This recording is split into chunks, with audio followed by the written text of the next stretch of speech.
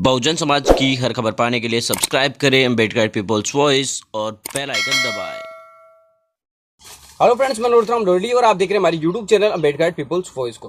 दरअसल आप सभी को ये पता है कि बसपा की तरफ से हरियाणा की लिस्ट है वो 2 अप्रैल को जारी होने वाली थी और इसे खास दिन के तौर पर चुना गया था कि पहले लिस्ट के अंदर कौन कौन चुनाव लड़ेंगे। और आपको बता दें कि हरियाणा के अंदर 10 लोकसभा की सीटें हैं, उनके अंदर 2 सीटें पर लोसूपा जो लोकतंत्र सुरक्षा पार्टी है राजकुमार सैनी जी की वो चुनाव लड़ रही है।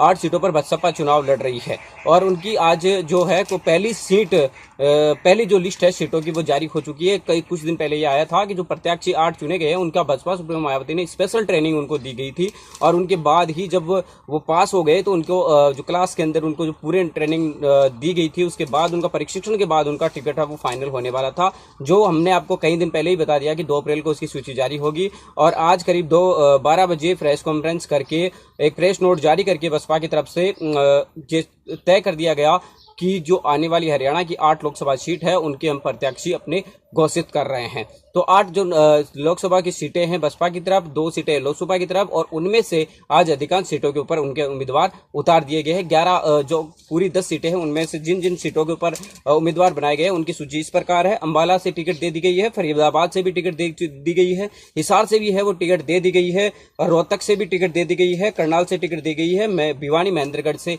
टिकट दे दी गई है। और आपको बता दें खास बात यह है कि बसपा सुप्रीमो मायावती इन सभी जगहों पर काफी तौर पर जैसे रोहतक, करनाल, भिवानी, अंबाला, इन सभी जगहों पर बसपा सुप्रीमो मायावती की रैलियां होगी। हरियाणा में करीब 10 साल की गैप देने के बाद बसपा सुप्रीमो मायावती करीब 15 साल बाद में हरियाणा जा रही है। इससे पहले 2014 में उनकी रैली हुई थी, उसके बाद ये रैली अभी तक नहीं हुई है और इस बार भी उनकी ये अच्छी खासी उम्मीद यहाँ से लगाई जा रही है हरियाणा में जो लोकतंत्र सुरक्षा पार्टी है उससे गठबंधन होने के बाद। तो उम्मीदवारों की हम सूची इस प्रकार आपको नाम बता रहे हैं। साइड में भी आप हमारे देख सकते हैं जो स्क्रीन के ऊपर वही प्रेस नोट है जो बसपा की तरफ से जारी किया गया था और ये नाम आपको साफ दिखाई दे रहे हैं जिसके अंदर साफ लिखा है अंबाला से चुनाव लड़ेंगे नरेश शारण चुनाव लड़ेंगे, फरीदाबाद से मंदिर मान चुनाव लड़ेंगे, हिसार से सुरेंद्र शर्मा चुनाव लड़ेंगे और रोहतक से किशन पाल पांचाल चुनाव लड़ेंगे, करनाल से पंकज चौधरी चुनाव लड़ेंगे और भिवानी महेंद्रगढ़ जो सीट है वहां से लोसूपा के राकेश राव पायलट चुनाव लड़ेंगे। राकेश राव लोसूपा के राष्ट्रीय अध्यक्ष थे, प्रदेश अध्यक्ष थे इतने दिन,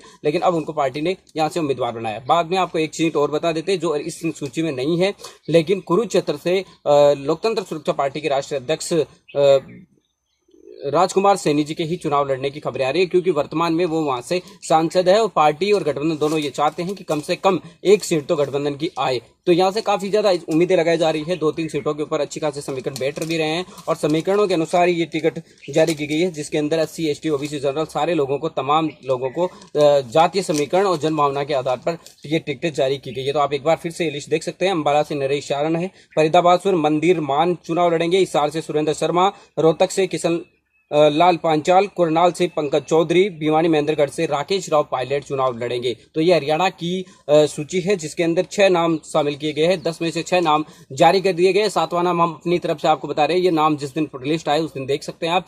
कुरुक्षेत्र से राजकुमार सैनी जो लोसूपा के राष्ट्रीय अध्यक्ष है वो भी चुनाव लड़ेंगे। तो कुल मिलाकर अब 3 सीटें और बची है जिन पर कभी भी प्रत्याशी घोषित किए जा सकते हैं। मिलेंगे एक नई वीडियो नई अपडेट के साथ।